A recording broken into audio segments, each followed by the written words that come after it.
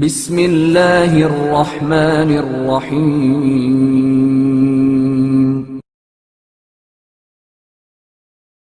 ملک روم کا سفیر دربار یزید میں۔ ملک روم کا سفیر جو یہ دلخراش منظر دیکھ رہا تھا، اس نے یزید سے کہا، تمہارے سامنے یہ کس کا سر ہے؟ یزید نے تعجب کے ساتھ پوچھا، یہ سوال تم نے کیوں کیا؟ اس نے کہا کہ جب میں روم واپس جاؤں گا تو مجھ سے میرے مشاہدات و تاثرات کے بارے میں ضرور پوچھا جائے گا۔ مجھے اس خوشی و مسرت کا سبب معلوم ہونا چاہیے تاکہ قیصر روم کو بتا سکوں کہ وہ بھی اس سے خوش ہو۔ یزید نے کہا، یہ سر فاطمہ بنت محمد کے بیٹے حسین کا ہے۔ سفیر روم نے پوچھا، محمد وہی جو تمہارے پیغمبر ہیں؟ یزید نے کہا، ہاں۔ سفیر روم نے کہا، ان کے والد کا کیا نام ہے؟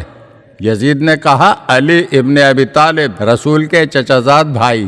سفیر روم نے کہا، نیست و نابود ہو جائے تمہارا دین و آئین، میرا دین تمہارے دین سے بہتر ہے، کیونکہ میرے والد حضرت داؤد کے پوتے ہوتے ہیں، اور میرے اور حضرت داؤد علیہ السلام کے درمیان کئی پشتوں کا فاصلہ ہے، اور ہمارے دین و آئین کا اتباع کرنے والے میرا احترام کرتے ہیں، اور جس گدھے پر حضرت عیسیٰ ایک بار سوار ہوئے تھے اس کے سم کی جگہ ایک کلیسا تعمیر کر دیا گیا ہے، لوگ اس کی زیارت کرتے ہیں، اور تم اپنے رسول کے بیٹے کو قتل کرتے ہو، جبکہ رسول اور حسین کے درمیان ایک بیٹی کے علاوہ فاصلہ نہیں ہے۔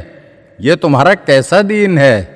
یزید نے رومی سفیر کی یہ باتیں سن کر جلاد کو حکم دیا کہ اس نصرانی کو یہیں قتل کر دو، ورنہ یہ شخص ہمیں اپنے ملک میں جا کر بدنام کر دے گا۔ جب سفیر نے یہ صورتحال دیکھی تو کہا، اب تم مجھے قتل کرنا ہی چاہتے ہو تو سنو کہ کل رات میں نے رسول خدا صلی اللہ علیہ وآلہ وسلم کو خواب میں دیکھا ہے، انہوں نے مجھے جنت کی بشارت دی ہے۔ اس خواب سے میں حیران تھا، لیکن اب اس کی تعبیر ظاہر ہو گئی، یقیناً وہ بشارت صحیح تھی۔ اس کے بعد اس نے کلمہ پڑھا اور آگے بڑھ کر امام حسین علیہ السلام کے سر اقدس کو اپنے سینے سے لگا لیا اور وہ اسے لیتا رہا، اور اسی عالم میں اسے قتل کر دیا گیا۔ اگر آپ ہمارے چینل کی نئی ویڈیوز دیکھنا چاہتے ہیں تو ہمارے چینل کو سبسکرائب کریں اور گھنٹی کے بٹن کو دبائیے تاکہ ہر آنے والی ویڈیو آپ کو جلد موصول ہو سکے، اور ہاں، لائک اور شیئر ضرور کیجیے اور اپنے قیمتی کمنٹ سے ہمیں آگاہ کیجیے۔ شکریہ۔